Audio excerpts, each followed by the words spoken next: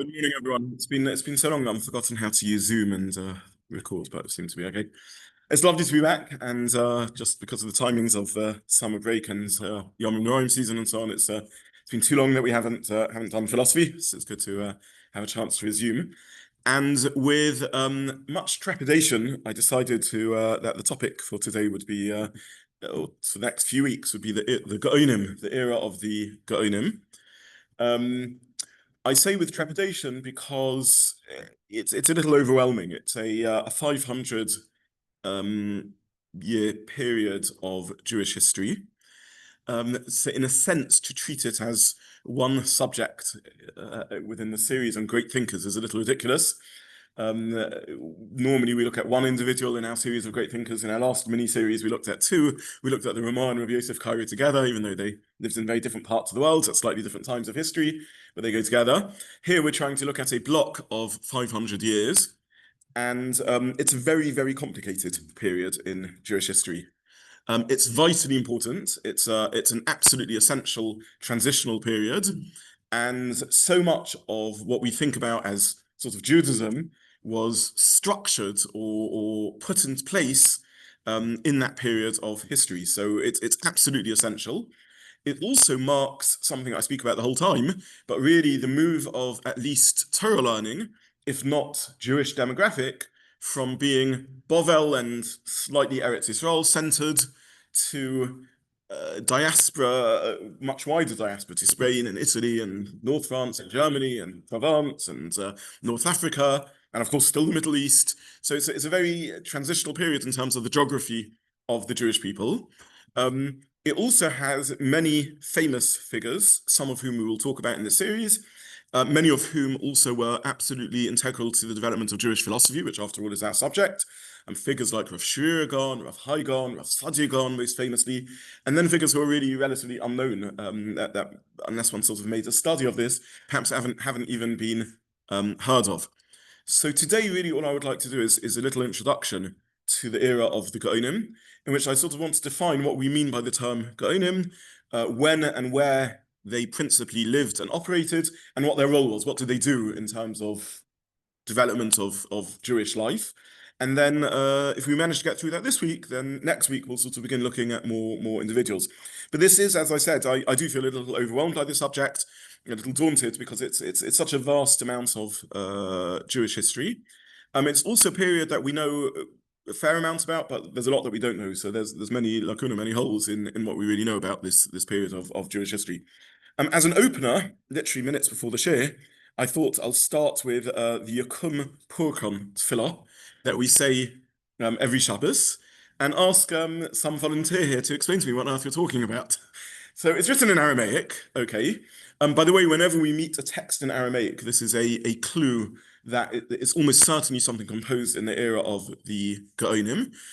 We have a few sort of texts from the era of the Talmud, of the Gemara itself, but most of the texts that we know that are written in Aramaic are Gaonic era. Let's actually try and list texts that we know are in Aramaic. Well, I've mentioned one, Yakum Purkon. Sorry? Brich Shmei, yeah. Okay, so I should mention, okay, sorry. Okay, I stand corrected and I swiftly backpedal. The other source of Aramaic text tefillahs are Kabbalistic, because the Mekabonim wanted to use Aramaic for different reasons. Okay, so I backpedal in that.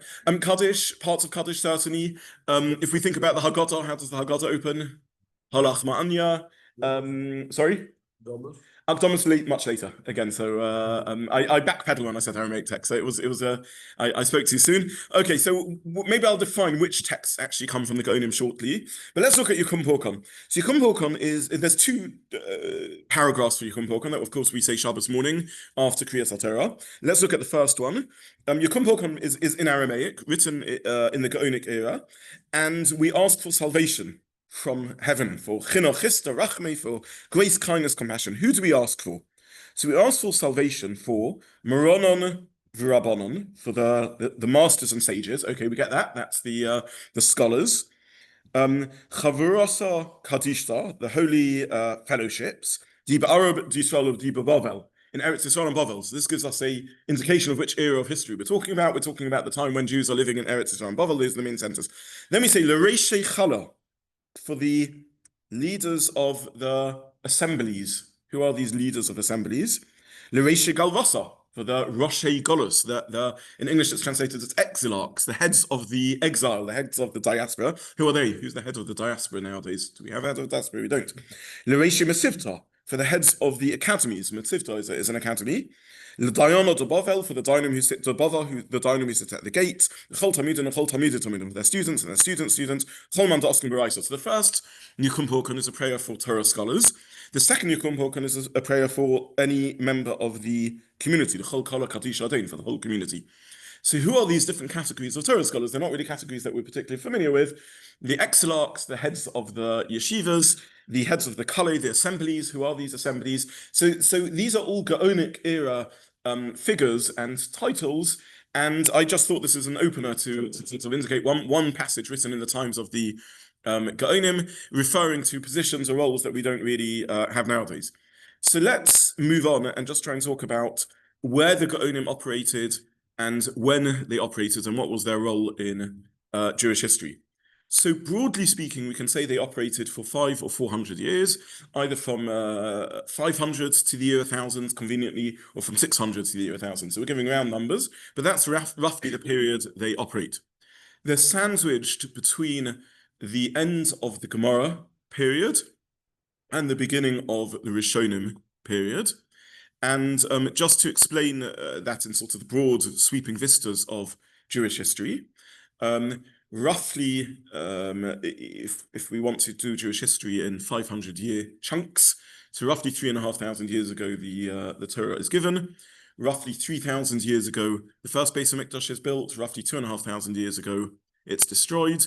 A short time afterwards, maybe 100 years after that, the second temple is built. So we're talking about roughly 2,500 years ago. And roughly 2,000 years ago, with the return of the Common Era, the second temple is destroyed. The Mishnaic era starts at the end of the second Beis HaMikdash period and goes into the first centuries of the post-destruction era. Sorry, gentlemen, can I just ask you please not to talk? Sorry. And goes into the era of the Mishnaic era goes into a couple of centuries after the destruction of the second Beis HaMikdash, so roughly the second century, and then from the second century to the year 500, 600, depending how you define things, the Gemara is written. We now enter into the onset of the era of the Geonim. So we're roughly, and later I'll explain why I keep on saying 500 or 600 in the Common Era. Roughly 500-600 in the Common Era, more or less, the Gemara is finished, and a period of consolidation starts. Where are Jews living? Jews are living in Eretz Yisrael and Bavel. Jews are also living elsewhere, but Torah scholarship is centered in Eretz Yisrael and in Bavel. And the Geonim take the Gemara era concepts and they begin fleshing them out into a structured Jewish life. And they are the leaders of the Jewish world. So again, geographically, Jews are living in Eretz Yisrael and Bavel. Bavel is modern-day Iraq, more or less, Babylonia. The Geonim are the leaders of the Jewish world in these two Torah centers of Iraq and Israel. And for about 400-500 years, they consolidate Jewish life. And in a few moments, I want to explain what I mean by that. So they consolidate Jewish life for about 400-500 years. In the year 1000, roughly speaking, the Gaonic era comes to an end. And it comes to an end because Torah centers, independent Torah centers, now start flourishing in Europe, in North Africa, and elsewhere. And you no longer have this sort of centric model in which the leaders of the Jewish world are there in the Gaonic academies in the heart of Iraq and Eretz Yisrael.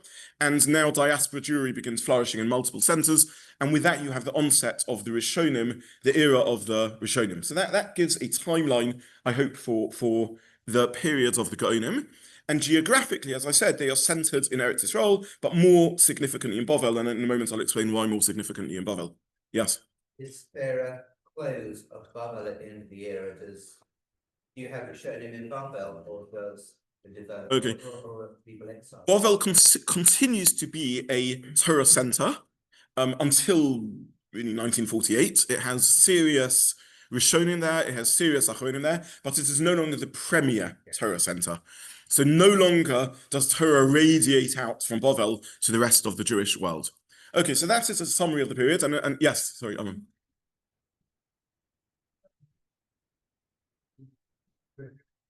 Yes, there is no clean break. And like with all eras of history, there are transitional generations. And I'm going to talk today about the transition into the era of the Geonim. And probably in many weeks' time, as we look at the close of the Gaonic era, we will look at the conclusion of the Gaonic era. But eras do not sort of neatly start and finish. It's rare that there's a cataclysmic event, which sort of very clearly signifies the close of an era. Tragically, for example, you could say we had one with the Holocaust, right? So with the Holocaust and the foundation of the State of Israel, and therefore the mass Sephardi Arab Jews expulsion, you had a sort of very clean break in a sense. It's rare that you have such clear breaks in history. Sorry? No, even the Talmud doesn't come to clear ends, and that's one of the things that we're going to talk about in a moment. So eras don't come to... Mishnaic era probably came to a clear end because we have a single figure who we know compiled and edited and finished the Mishnah, who is Rabbi Yodonasi. Even then, when you know Gemara, you see there's transitional figures. So you have a figure like Rav, who is an Amora, but Rav Tana, who are polyg. Rav is also a Tana, he's also Mishnaic era, and he can argue. So eras don't come to slice neat ends in such a convenient way. We looked at the close of an era in our previous series when we looked at the writing of the Shulchan Aruch, which in some, but even then it wasn't immediately accepted. Things take time to change. Okay, so just to summarize, so we're not completely confused, more or less somewhere around the year 500, the era of the Talmud comes to an end. You then have 500 years when the Geonim flourish, and their job is to take the concepts of the Talmud and sort of build, in a sense, a practical Judaism out of that, to create almost handbooks of Jewish life out of that. And roughly the year 1000, the Babylonian community continues, but it ceases to be the premier Torah center of the world. And now you have multiple Torah centers in France and Germany and Spain and Provence and North Africa and so on. And therefore you end up with multiple Jewish communities. And that more or less is the onset of the era of the Rishonim. By the way, it's with that you end up with the great divides in the Jewish world that we have to this day of categories of Jews. So you have Sephardim and Ashkenazim, Eidat and Mizrach Jews from the Middle East and so on. You have all these categories. They each develop slightly different texts, each develop slightly different halachic processes, each have slightly different senior rabbinic figures. And all of that is a product of having multiple geographic centers, each with their own yeshivas and own poskim and own Torah teachers and so on. And therefore, if you're living in France, you turn to your local French teachers, Rashi and the Bali Tosfos. If you're living in Spain, you turn to your local Spanish teachers, the Rambam and the Rif and so on. If you're living in North Africa, so each area has its own yeshivas, its own teachers, and therefore develops slightly divergent halachic paths. In the Gaonic era, there are not the same significant divides, because if you're in France or Germany or North Africa or Italy, where there is not much Torah scholarship going on, and you have a question to ask, you write to Bavel to get your answer. So there aren't in the same way the same sort of minhag divides that we have now between France and Spain and Italy and North Africa and the like. There are other divides. There are still divides in terms of some customs, in terms of piyutim that are written. There are divides perhaps between Eretz Yisrael and Bavel because of Talmud Yerushalmi and Talmud Bavli, but there aren't the modern day divides that we know. The divides that we know in modern Judaism between Sfardim and Ashkenazim and Italian Jews and North African Jews and so on, and that's a product of the era of the Rishonim, the year, roughly speaking, 1000 and on, when you have these divergent Torah centers. Okay, so let's look at the transition into the period of the Geonim, and let's try and summarize the chief work of what the Geonim did. When I say they took Gemara concepts and concretized them into the structure of Judaism as we know it today. So first of all, what is the Mishnah? What is the Gemara? So the Mishnah is a collection of halachos, traditions handed down more or less the middle of the second temple era and on until a couple of centuries after the destruction of the Beis HaMikdash. It's an era in which Torah Sheba'al Peh is flourishing. Prophecy has ceased, so we no longer have direct communication from Hashem. Prophecy ceases more or less with the onset of the second temple era. And now we have our canon, more or less. We have the set text of prophecies that we've received. And the Chachmei Torah Sheba'al Peh, Chazal, begin doing two things. They maintain the oral traditions they have, what we might call halacha l'Moshe Sinai, and they analyze the written text of the Torah and draw halachas out of that using the tools of reasoning, using the hermeneutical principles, the Yud Gimel Midas Shel Torah Nidreshes Bahem, the principles for which Torah is interpreted, and a great tradition of halacha is transmitted and developed.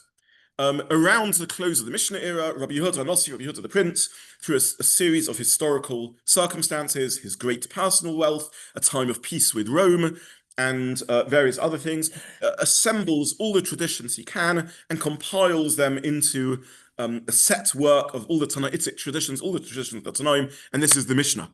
There are other compilations that take place at the same time, which we broadly refer to as the Brisa, or the Brisa means outside the Mishnah, the outside the Mishnah gatherings of Tanaitic traditions, of traditions in the Tanaim. For example, the Tosefta, compiled by Rabbi Yehuda Nossi's nephew, Rabbi Chia. But basically, in that era, there's a compilation of all the traditions so far.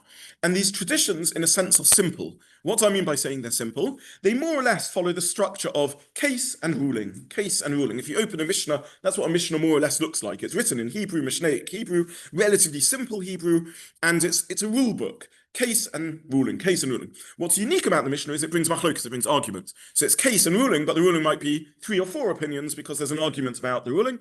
And in that sense, it's unique amongst legal works in the ancient world. Legal works in the ancient world, there are many other works similar to the Mishnah with case ruling, case ruling. The Mishnah is unique in that it's open-ended. It doesn't draw a halachic conclusion. It brings multiple opinions. For the next 300 or so years, the Mishnah is analyzed. What are the Tanaim arguing about? What's the details of the cases? What's the basis of their arguments? Why do they argue? How can we draw legal principles out of these cases? So Mishnah will say case and ruling, but a case is never replicated. You never have an identical case in another scenario. How do you draw out the principles from these cases so that you can extrapolate and apply them to other cases? And this is more or less the Gemara.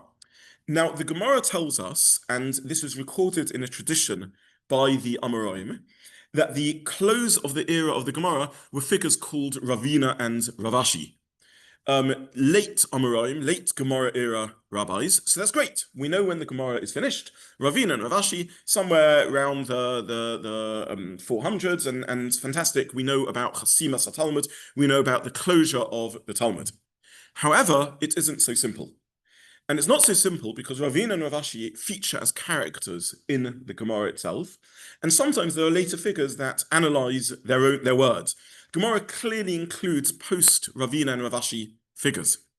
More than that, we don't really know who did the great editing work of the Gemara, because the Gemara is more or less records of discussions that took place in the Botei Medrash, but presumably there were vast numbers of discussions. So which discussions were chosen? And how were these discussions edited into readable form? Not every word that's said in a debate is there in the Gemara. Gemara is, in a sense, a transcript of debates that take place, but they're not a full transcript of every word that was said. It's a sort of structured conversation. Sometimes the conversation in the Gemara is a actual live conversation, figures that were learning in the same yeshiva talking to each other, and sometimes it's constructed conversation. Figures that were geographically or historically apart will engage in debate, and the Gemara will structure debate. Why? Because they were debating with each other. They may not have met, they may never have spoken to each other, but they're still, in a sense, in conversation with each other conceptually. So who did that work of editing? How did these constructed conversations take place?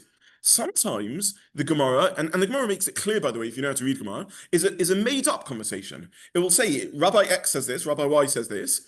Now, what would X respond to Y? What would Y respond to X? And you have a whole series of back and forth between X and Y, which we have no record that X and Y ever said this conversation at all. It's simply the Gemara working out in conversation form what took place between them all. So who did all of that? And more than that, there's often a silent, hidden voice in the Gemara. So the Gemara isn't just the record of the discussion. The Gemara will ask questions and say, well, who said that? Where does this come from? What does this mean? Sometimes occasionally the Gemara will even say, and the Halachos is like this opinion, not like that opinion. Who wrote the anonymous voice in the Gemara? And when did all of this take place? And the very short answer to this is, we don't really know. We know somewhere around the landscape, but we don't really know exactly when it happened. Unlike the era of the Mishnah, where we have sort of one or two key figures, and we know when they lived, we know a lot about them historically. The Gemara, we don't know any of these questions exactly. And this is why I'm being a little vague when I say what's the onset of the era of the Geonim. Somewhere between the year 500 and 600, the text of the Gemara crystallizes.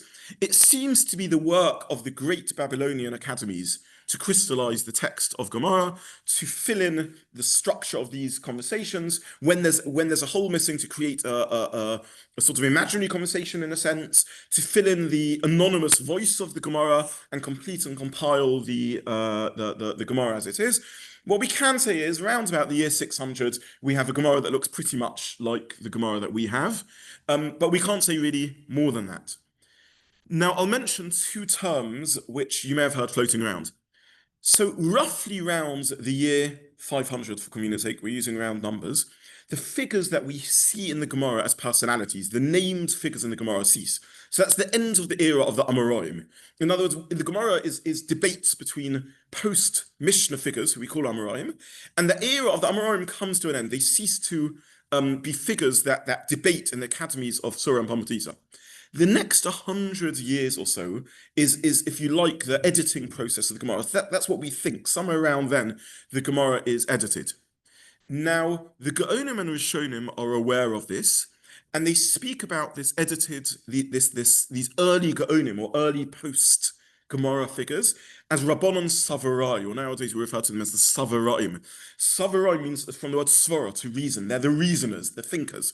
And for roughly 100 years, they tidy up the text of the Gemara, they prune out unnecessary or repeated debate, they sort of structure the debate, they amend texts where they think it's a little unclear, they add in key words, they paskin sometimes it'll be the hilchasa, and so on and so forth, the hilchata, they paskin halacha. So there's roughly a 100-year editing process of the Gemara that takes place by, you can call them very late Amaraim or very late Geonim. They're in this transition period before the classic era of the Geonim begins. And this is the period of the Savoraim, and it's mentioned by the Gaon and Rishonim. I'll just before I do questions, I'll mention, for example, anyone who's learnt Baba Metzia will know the first 2-3 daf of Baba Metzia, large chunks of this, according to the Rishonim, are not from the Amaraim, they're from the Savoraim, and the Rishonim point this out. So that's perhaps the most famous example of this, and perhaps the largest section from the Suraim. That's roughly speaking the era of the conclusion of the Talmud. In a minute, I want to mention one other group of very important individuals, but I'll take questions. Yes.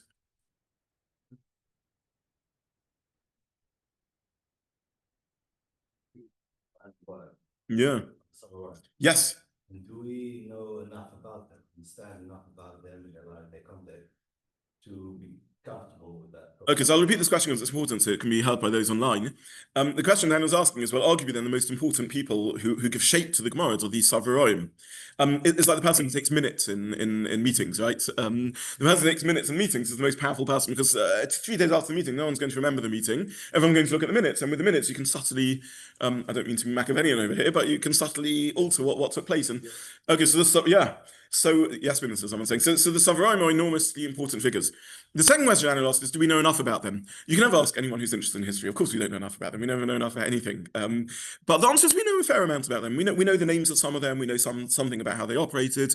And maybe I'll do another series on the Savaraim by themselves. In a sense, all I'm trying to do is frame the era of the Geonim over here. But we know something about them. Yeah. And occasionally, very, very rarely, one of their names may even appear in the Gemara. But not that much, not an enormous amount known about them. So Neil wants to ask something, and then I'll come to you. So connected to that is what the Gemara become refers to. Yes. Accepted. Yes. Yes.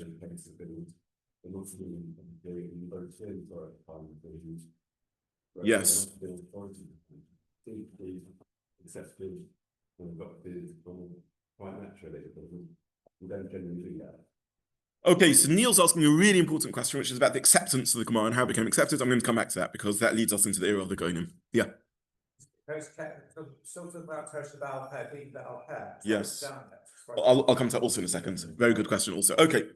One more set of figures I want to mention in this transitional period around the time of the closing of the Talmud, Chasimas HaTalmud. This is a modern academic term coined to sort of parallel the terminology that we use. And the modern academic term that they use is Stamaim. Stamaim is a made-up term. I'm not going to go down to the history of which. By the way, Talmud Chachomim, academics who are Talmud Chachomim coined this term. I'm not going to go into the history of this term, other than say Stamaim means, I mentioned already, the Gemara has an anonymous voice. When we learn Gemara, we often don't notice this, but Gemara reads relatively smoothly because even though you're reading transcripts of debates, there's someone anonymous saying, and then he said that, and then he said that, and then he asked that, but what does he mean by that? Who is this anonymous voice? So the academics have labeled this, in classic Jewish terminology, the Rishonim, the Geonim, call this anonymous voice the stam of the Gemara, the stam voice of the Gemara. Stam means satum, sealed, the sort of hidden voice of the Gemara, the anonymous voice of the Gemara. So then stam of the Gemara, the anonymous voice of the Gemara. In recent years, modern day academics have suggested that this isn't one figure who edits the Gemara into shape, but again, it's a group of figures, probably around the time of the Savoraim, the last Amaraim, early Savaraim, maybe early Gaonim, who sort of crystallize the text of the Gemara as we have, and create a stam of the Gemara, an anonymous voice of the Gemara, and these are known as the Stamaim, the sort of committee or anonymous groups of the Stamaim, again, who we know very, very little about. I'm mentioning this just so that those who are interested in reading more about these topics can sort of navigate their way around the era. Basically speaking, year 500, the Amaraim come to an end. Year 600, the text of the Gemara as we have it is pretty crystallized. In that interim period, we have the Savoraim who are mentioned by the Geonim, are mentioned by the Rishonim, and well known about, who fix here and there the text of the Gemara, add little bits, take away little bits, edit things, paskin here and there. And there's also a modern academic term, the Stamaim, who perhaps have a role in editing the sort of anonymous text of the Gemara that allows things to be structured. With the year 600, more or less, there's a fixed text of Gemara, and we emerge into what we would think of as in a sense, a Judaism that we recognize, in which you have Mishnah, you have Gemara, and you have yeshivas learning Mishnah and Gemara, and that's the onset of the period of the Geonim. Now, is the text of the Gemara written down or memorized? And this is your question about Torah Sheba'al Peh. We don't know. Not entirely clear-cut. Different theories about the matter. It could be the text of the Gemara is already written down as early as 600. It could be the text of the Gemara is written down as late as 900, 950. It could be really, really late in history. What happens in the interim? The text of the Gemara is fixed, but memorized. We know that figures that live in a world that values memory are capable of memorizing large chunks of text, and it's quite possible the Gemara was memorized. There's a lot of academic ink spilt on this subject. We don't have entirely clear sources from our tradition as to when the Gemara is written down. I'll give you an example of where academics bring evidence, just one example of evidence, but there's many, many examples of evidence. There's clues sometimes. Sometimes you'll see clues in the writing of the Geonim, in which they might say, this was quoted in front of me, this was written in front of me. But the other clues are, for example, when you see textual corruption, there's different sorts of mistakes that creep in when things are orally transmitted than when they're written in writing. If things are written in writing, then words that look the same in writing get distorted into other words. So a kaf and a base may get mixed up.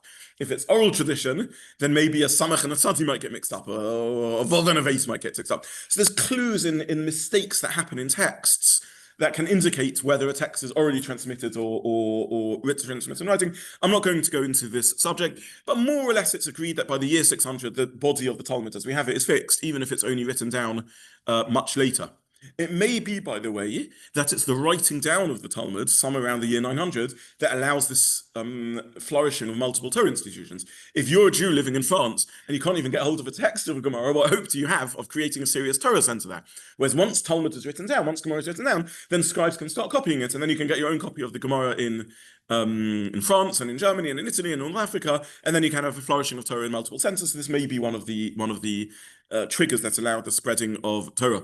I think I've said before that this gap between, let's say, the year 900 and the year 1000, which is the transition period from Bavel-centered Gaonic Judaism to multi-centered Rishonim Judaism in all these multiple Torah centers, is a little bit of a mystery of how that transition occurred and how it occurred so quickly. How did you go from a situation of Jews scattered around Europe and North Africa and so on, but with relatively little Torah learning taking place? And how did you suddenly have these vibrant, flourishing Torah centers so quickly? It's very difficult to establish. To establish a vibrant Torah center with a top-level yeshiva, you need a chita system and a school system and a junior yeshiva system and a senior. You need a critical mass of Talmidei Chachamim. You need a good economy. You need a lot of mass teachers.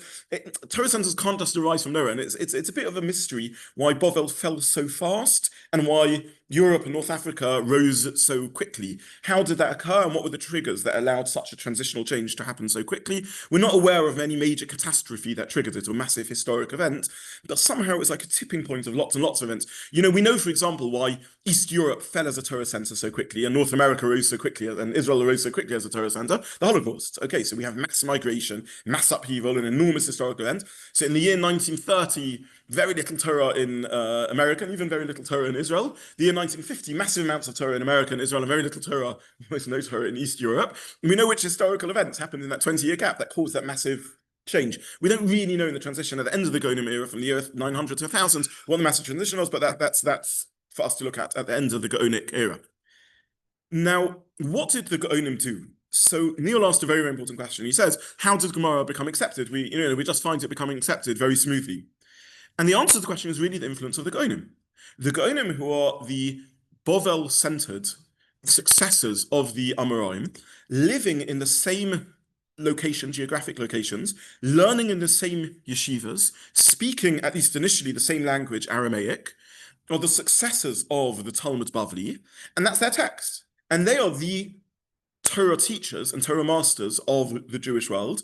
And therefore, since they accept the Gemara, they are there in their very academies where the Gemara has been written. Therefore, the whole Jewish world ultimately comes to accept the Gemara as its halachic authority.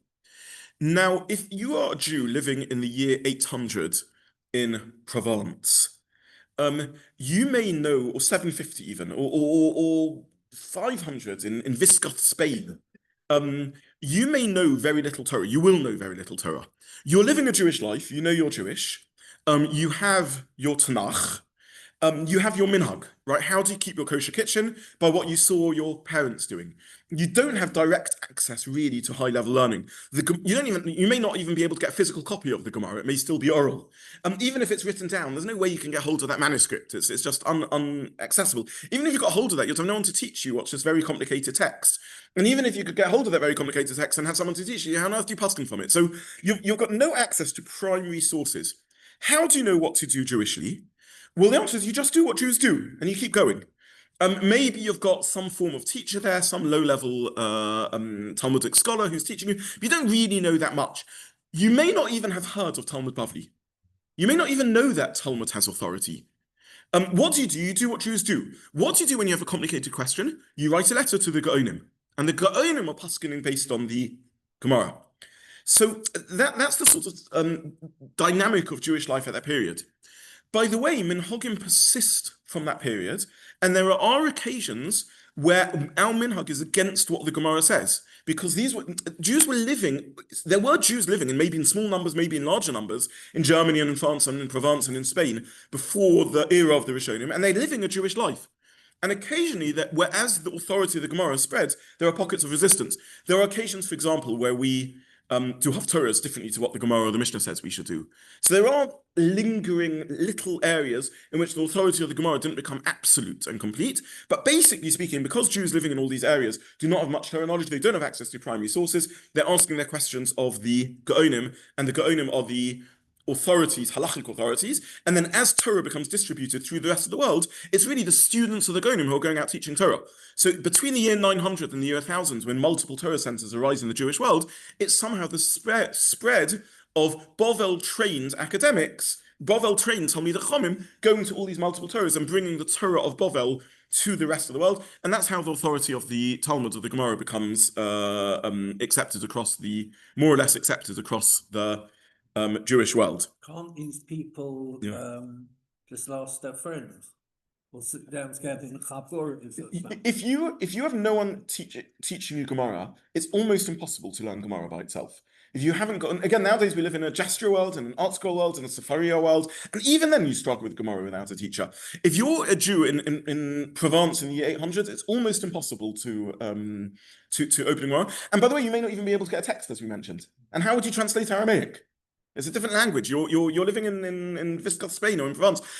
How would you even know the terminology? By the way, one of the big mysteries, and we spoke about this when we spoke about Rashi, is how did Rashi know Gemara so well? Right? It's a question we often then ask ourselves, but how on earth do you be a Jew living in the year 1100, late 1000s, in France, and know Aramaic terminology, Aramaic flora and fauna, Aramaic building techniques. Think what you have to know when you learn Gemara. Weaving technology and clay technology and ink production. And there's so much reality on Gemara. How on earth do you get that in far away? How do you transmit such a vast body of information thousands of miles away? And it's a mystery in many ways, and yet it happens. But to be a Jew alone in Provence in the 800s, absolutely impossible task. There's no way for them to become Talmidei Chachamim unless they're willing to travel to Bavel, and then they stay in Bavel because that's the new Torah center. For some reason or other, from the year 900 and on, Jews are going to Bavel, learning Torah there, and coming back and seeding their communities, probably a product of rising economic wealth, a greater desire of the communities to have independence, a desire for them to then. Some Jews somewhere I'll name the Jew, in fact, because I had the privilege of visiting his house in my trip to, when we did our road trip. Mochir, a Jew in the year 800, one of the most amazing Jews alive. We know almost nothing about him, but we know where his house is because it had a very unique coat of arms on the house, and you can visit his house in Provence to this day. Mochir is a Jew in 800. He's a Babylonian Jew who ends up somehow in Provence. We don't know how. We don't know if he's a Talmud Chacham or an Askan. But he knows there's a great Torah center in Bavel, and he wants to begin bringing that Torah into Provence. He's one of the founding fathers of European Torah scholarship. So I felt very moved when I was in his house there, visiting his house there. And then he is one of the pipelines that we Jews are able to live here in England today and know a lot of Torah, because a Jew in Mochir in Provence is a Babylonian Jew who somehow or other ends up in Provence, politics, economics, business, who knows? And he knows there's Torah in Bavel that they don't have in Provence, and he begins funding and bringing over people into Europe who begin sowing the seeds of Torah learning in Europe. Absolutely amazing. So we know the names of some of these individuals, but it's very, very, establishing a new Torah center is a very, very difficult thing, and they don't really have access to these things. Mochir, we happen to know about. He had 5 sons and many descendants, known as the Mochiri, the descendants of Mochir, some of whom did become Talmidei Chachamim in their own right and Torah scholars and so on. But he was a Jew who loved Torah. We don't know more than that. We don't know if he was a Torah scholar himself. Sorry? They must have written. Rashi certainly had. By the year 850, 900, there's definitely a written text floating around. I'm summarizing what's a complicated matter, really, which is, were there multiple texts floating around? The difference in Gisois, there's a lot of, did Spain get the same text that France got? All very, very complicated. But I don't think for our purposes we need to go into too much detail around that. No, yeah.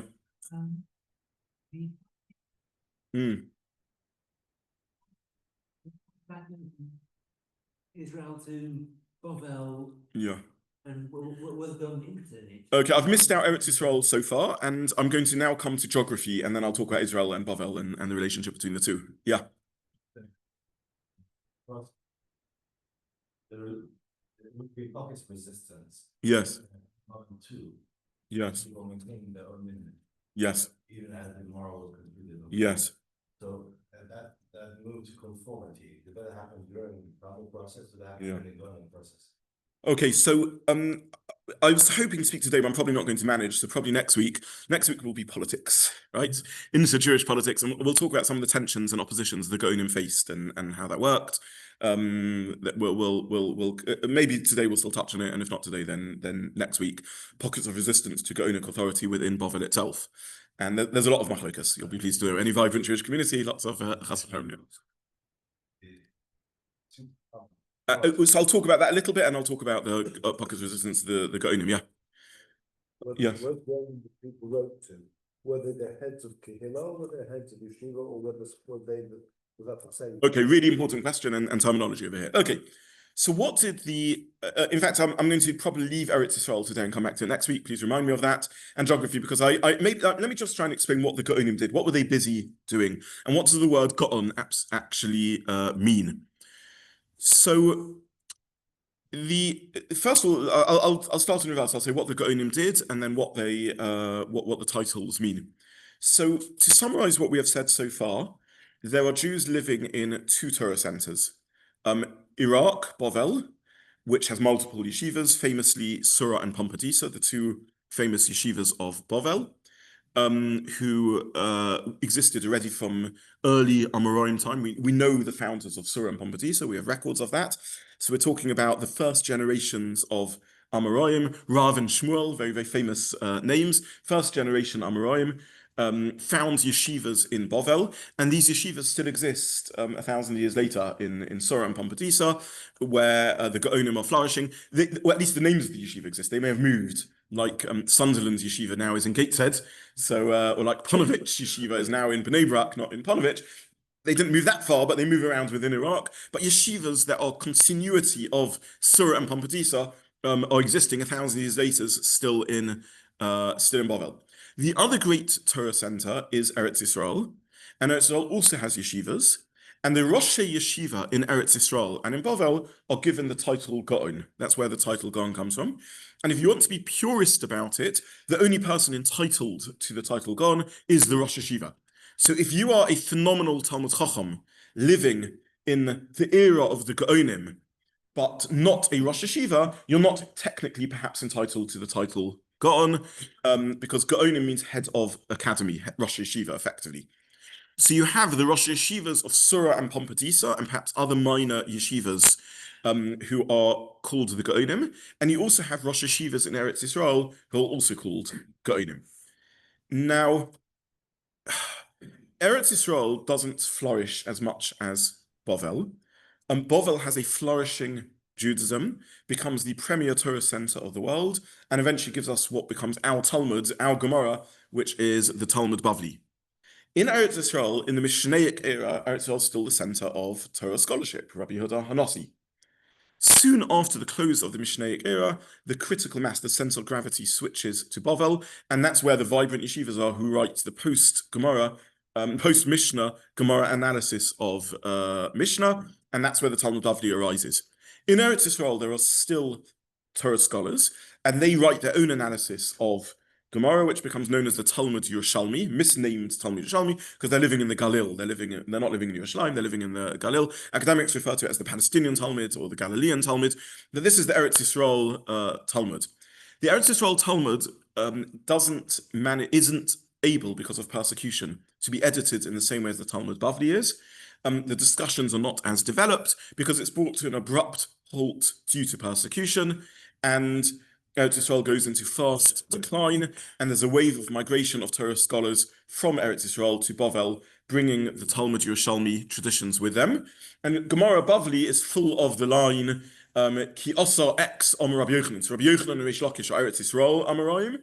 Their Talmidim all migrate to Bavel, and again in Talmud Bavli, you'll see the line, when this Talmud of Rabbi Yochanan arrives, he brought this tradition from Rabbi Yochanan, when that Talmud of Rabbi Yochanan arrives, he brought that tradition from Yochanan, so they bring over lots of traditions. The Talmud Bavli has another line, it says, B'marava Omru, in the West, they said.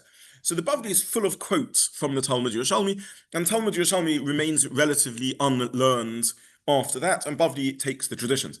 There's a lot of discussion about whether there are consistent arguments between Bavli and Yerushalmi, a consistently different style of learning, to what degree Minhag Eretz Yisrael remains, to what degree there were followers of Talmud Yerushalmi that are pockets of resistance to Talmud Bavli. And the answer is we don't really know much about it, and probably not much. In other words, Talmud Bavli supersedes and effectively takes over again because of the authority of the Geonim. Sorry, Amrom.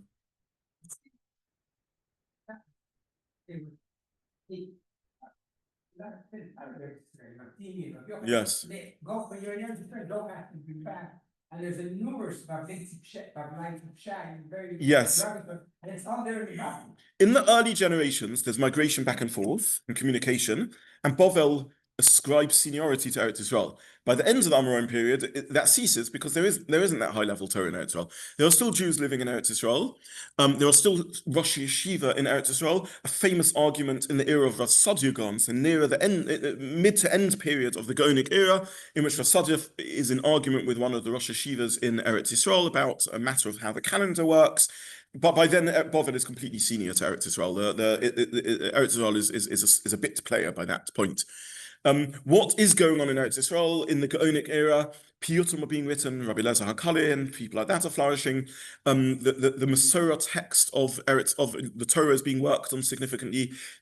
The vowel system, the note system, going on in Tiveria, Ben Osher, and Ben Naftali. I don't want to overwhelm us with too much information because, as I said, the Gaonic era is overwhelming.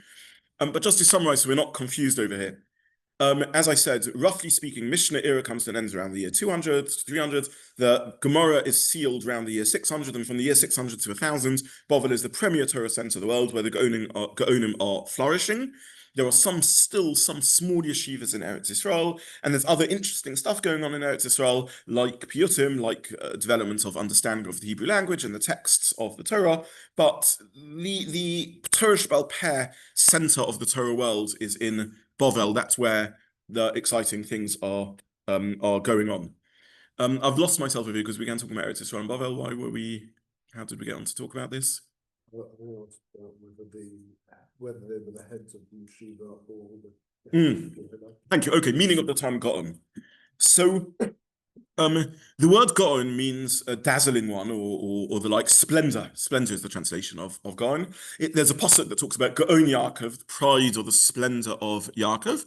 And the Geonim seem to have had, the original title was probably something like Rosh Mativta Gaon Yaakov, the head of the yeshiva of the splendor of Jacob, the splendor of Yaakov. But the title eventually became shortened to Gaon. And the heads of the academy were known as Gaon, that was their title.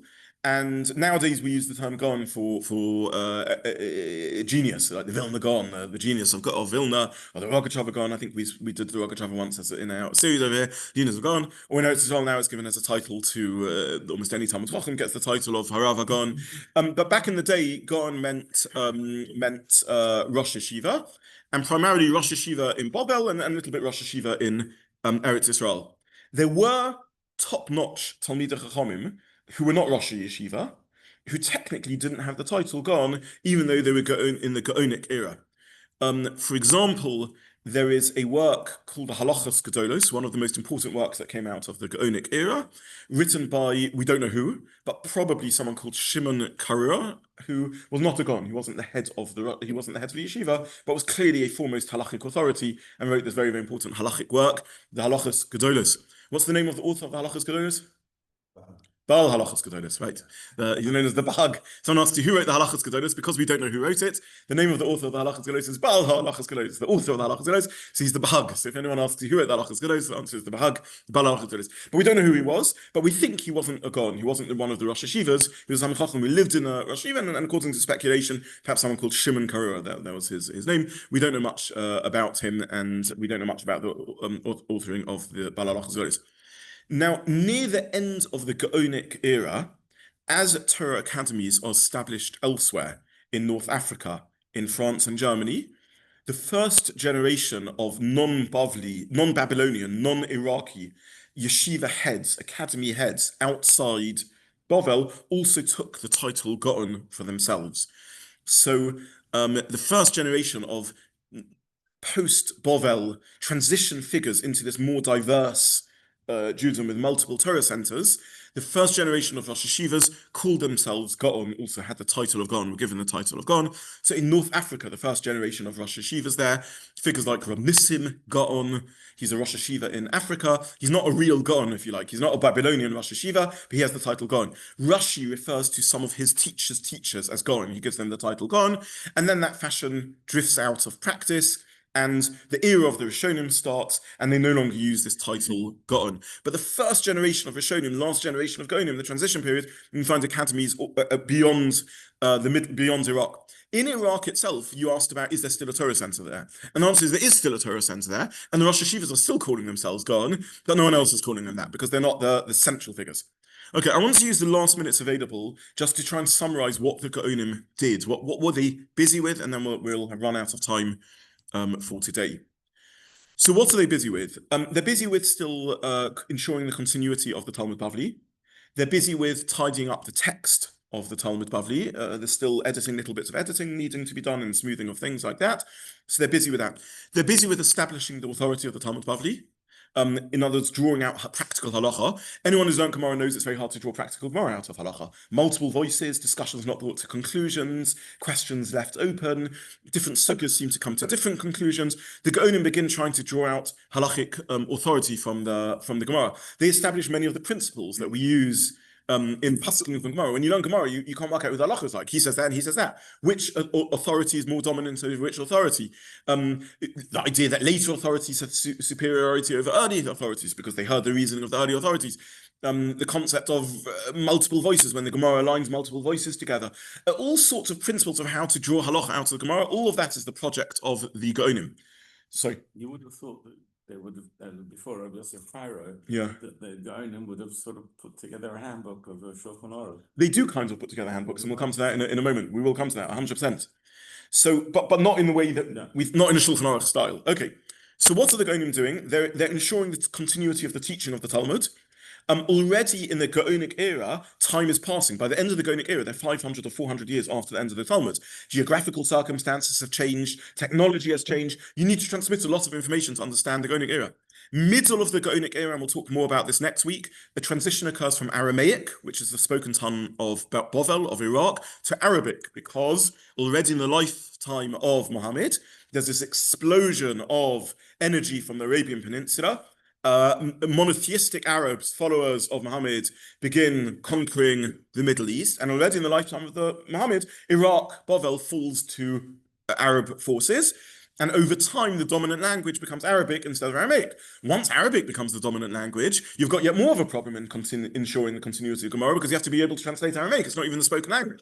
So in the middle of the Gaonic era, or near the end of the Gaonic era, even the spoken language lost. So preserving the Gemara, little bits of textual tidying up, ensuring that next generation Talmidim still know what Gemara means and can translate terms and understand it as there's an ever-widening gulf from the era of the Gemara.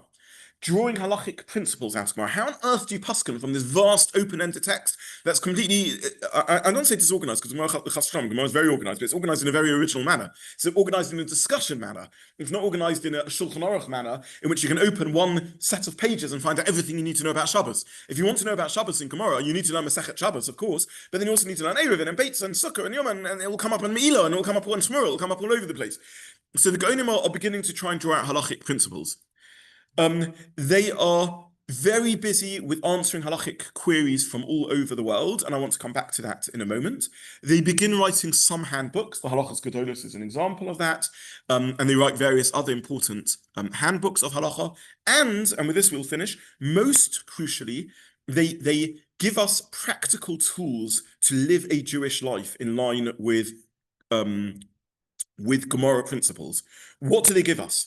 Anything that's complicated, they take the Gemara principles and say, here, we're going to give you a pro forma that you can use forevermore in running Jewish life.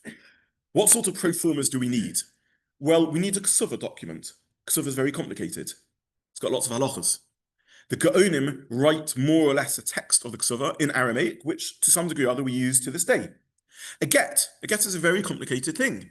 Instead of every time recreating the wheel, they write a pro forma from a get. You still need to be an expert because you still need to fill in all the details accurately, but they've written the pro forma of what it looks like. And this is what I meant when I said when you find Aramaic, when I misspoke at the beginning and said Aramaic texts, and I wasn't subtle enough about this, but when you have these sort of very standard Aramaic texts, a prusbul, right? Again, complicated legal document to allow, the concept of a prusbul comes from the Gemara. The concept of get is Torah law, the Kosav of Sefer Krisos, is a pasuk in the Torah. Write a document of divorce, but what does this document look like? So you learn the whole of Masechet Gittin, and you come out with very, very complicated rules about how to write a get. But how on earth you have to be...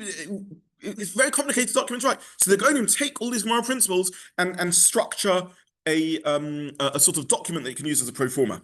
I want to finish with two more pro formas that the Geonim created, and with that I'll conclude today. Our Siddur.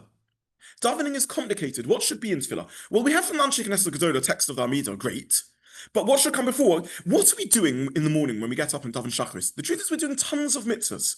We're saying Kriyas Shema, which needs Beichas Kriyas Shema. We're doing laning sometimes. We're davening the Amidah. We want to say praise to Hashem, which is Beichas HaShacha. We want to say some vidoy, tachanun. There's a whole array of things. What does the mitzvah Kriyas Shema have to do with Amidah? One's tefillah, one's Kriyas Shema. The Geonim compile a siddur. Siddur comes from the word seder, organized. It's a structure. Because tefillah is very strong. They create a structure that can take you through your morning and make sure you do all the mitzvahs that you need to do in the morning in the correct order. So they create the siddur, more or less. Seder, Haggadah Shel Pesach, another very complicated evening.